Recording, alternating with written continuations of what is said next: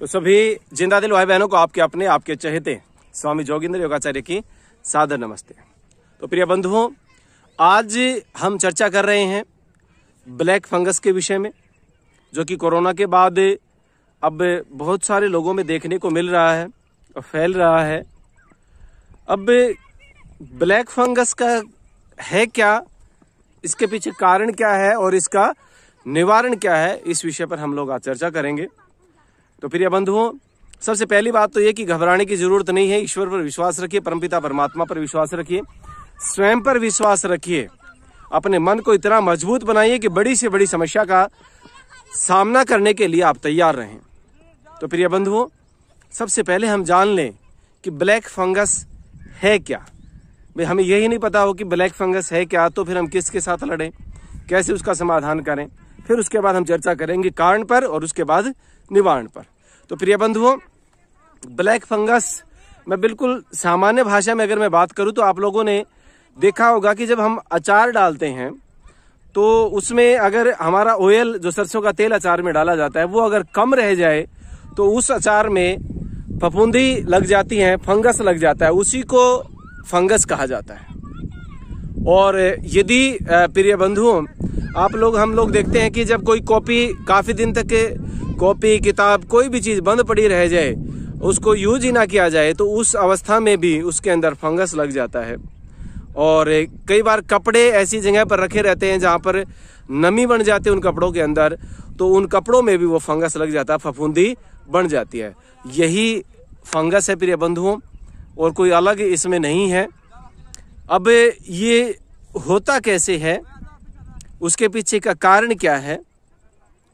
तो प्रिय बंधुओं, सबसे पहला कारण तो आपने समझा कि जहां पर नमी होगी वहां पर फंगस आएगा। आपने कई बार महसूस किया होगा कि मास्क जब आप यूज करते हैं, मास्क लगाते हैं, तो जितना आप ज्यादा बोलते हैं तो उस मास्क के अंदर नमी महसूस करने लग जाते हैं, उस मास्क में नमी बन जाती है। तो इसलिए मेरा आपसे निवेदन है कि जब बाहर जाएं, घर से बाहर निकलें, तो मास्क का यूज करें। और मैंने कई भाई बहनों को देखा है ऐसे परिवारों में, क्योंकि वो एक भ्रम, एक वहम ऐसा हो जाता है दिमाग में कि 24 घंटे मास्क लगाए रखते हैं। तो जब आप घर में हो, अपने घर में हो, अपने परिवार के साथ में हो, तो कृपया उस समय आप मास्क यूज ना करें। बाहर जाएं तो आप मास्क का यूज कर सकते हैं। तो प्रिय बंधुओं, ऐसी अवस्था में तो जो मैंने कहा कि अब आपने महसूस किया कि मास्क में नमी बन जाती है, तो वो आमंत्रण है फंगस का। इसके अलावा दूसरी चीज अगर हम तो चर्चा करें कि फंगस दूसरा कब होता है, वो ऐसी अवस्था में होता है जब आपकी इम्यूनिटी जो है वो बहुत ज्यादा डाउन हो जाए। आपकी रोग प्रतिरोधक क्षमता जब डाउन हो जाती है, कमजोर हो जाती है, उस समय ब्लैक फंगस जो है ना आपके ऊपर हैवी हो जाएगा, आपके शरीर में हो जाएगा। और होने के बाद में फिर आप देखेंगे कि वो बहुत सारी प्रकार से आपको प्रॉब्लम क्रिएट करेगा, आपके शरीर में दिक्कतें आएंगी। और मुख्य रूप से जो ब्लैक फंगस है वो आप मुंह के रास्ते से या नाक के रास्ते से या आपकी आंखों में प्रॉब्लम क्रिएट करता है। तो उस ब्लैक फंगस से ये तो हमने जाने कारण कि क्या कारण है कि ब्लैक फंगस क्यों होता है, किस अवस्था में होता है। तो उसके लिए हमें सबसे कोरोना के पेशेंटों को इसीलिए ब्लैक फंगस ज्यादा हो रहा है क्योंकि उनकी इम्यूनिटी जो है वो बहुत ज्यादा कमजोर हो जाती है, वो बहुत ज्यादा डाउन हो जाती है। तो इसीलिए कोविड जो पॉजिटिव पेशेंट है उनको ब्लैक फंगस ज्यादा परेशान कर रहा है। और कईयों को रोगियों को हमने देखा कि आंखें भी बिल्कुल खराब हो जाती हैं, आंखें तक निकालनी पड़ जाती हैं जब वो इस अवस्था में ब्लैक फंगस हो जाता है। तो प्रिय बंधुओं, एक तो ये दोनों जो कारण मैंने आपसे चर्चा की कि एक तो इम्यूनिटी आपकी कमजोर नहीं होनी चाहिए, दूसरा नमी बहुत ज्यादा ना बने। आपको कहीं बात करनी हो तो थोड़ी देर बात करने के बाद अगर अवसर मिले, दूर हो आप बंदों से, अकेले हो, तो मास्क को थोड़ा थोड़ा आप हटा सकते हैं, तो ताकि नमी उस मास्क में ना रहे। अब बात करते हैं प्रिय बंधुओं, चर्चा करते हैं कि चलो हमने जान लिया कि फंगस क्या होता है, कारण के विषय में भी हमने चर्चा की, लेकिन अब इसका निवारण क्या हो, इसका समाधान क्या है। तो उसमें बहुत ही सरल और साधारण प्रयोग जो है ना हमारे घर में ही विद्यमान है, तो उनका प्रयोग आप करें और बहुत सहज तरीके से ब्लैक फंगस को होने से रोकें। और अगर हो गया है तो वो ठीक भी हो जाएगा। तो सबसे पहली बात तो आपकी इम्यूनिटी जो है वो मजबूत रहे, स्ट्रांग रहे। लेकिन अगर ब्लैक फंगस हो गया तो क्या करें ऐसी अवस्था में। तो प्रिय बंधुओं, ऐसी अवस्था में आपको दो चीजें जो मुख्य हैं वो ध्यान रखनी है। एक तो हल्दी,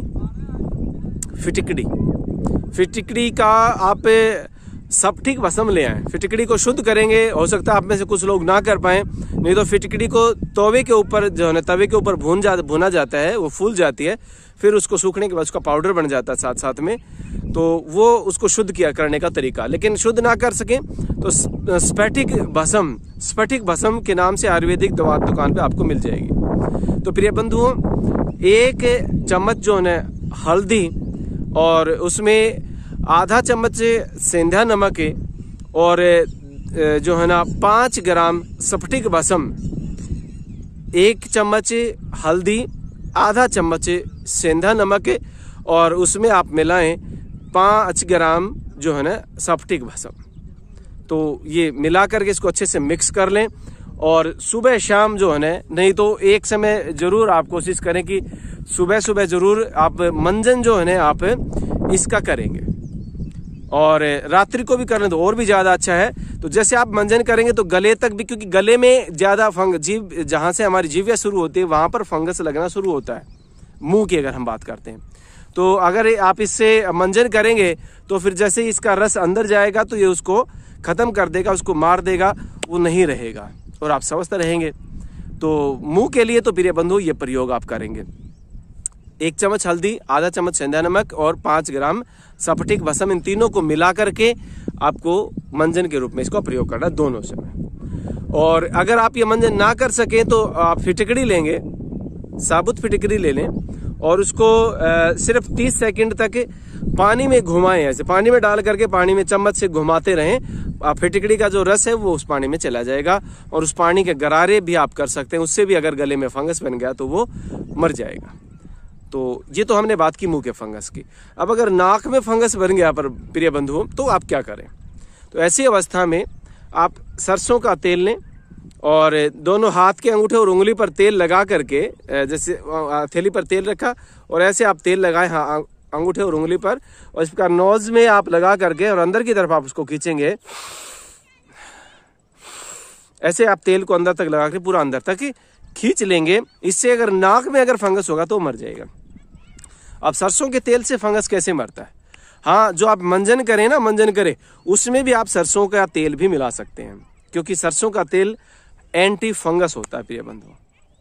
इसीलिए किसी भी अचार में सरसों का तेल ही प्रयोग किया जाता है ताकि उसमें फंगस ना लगे। और जितने एरिया में आपका सरसों का तेल रहेगा किसी भी अचार में, वहां तक फंगस नहीं लगेगा। उसके ऊपर अगर तेल खत्म हो गया, अचार ऊपर आ गया, तो उसमें फंगस लगने की संभावना हो जाती है, लेकिन जहां तक तेल होगा वहां पर फंगस नहीं लगेगा। तो इसीलिए सरसों का तेल आप जो है ना उंगली में लगा करके अच्छे से नोज में लगाएं और उसको खींच लें ऊपर। रात्रि को सोते समय एक बार, सुबह जब आप नहा धो करके आप ऑयल करें, सिर में लगाएं, तो उस समय भी आप ये प्रयोग कर सकते हैं। तो इससे आपके नाक में अगर फंगस होगा तो आपके नाक का फंगस जो है वो मर जाएगा।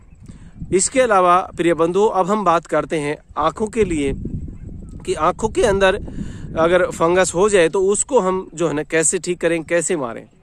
अगर आंखों में फंगस का इन्फेक्शन हो रहा है तो प्रिय बंधु आपको 2 काम करने हैं। पैर के अंगूठों में, दोनों पैर के अंगूठों में, मान लीजिए ये आपके पैर का अंगूठा है, मेरे हाथ का अंगूठा है, ये आपको पैर का अंगूठा मान लीजिए इसको, और इसके जो नाखून है यहाँ पर, नाखूनों में चारों तरफ जो है ना आप इसमें सरसों का तेल डालेंगे।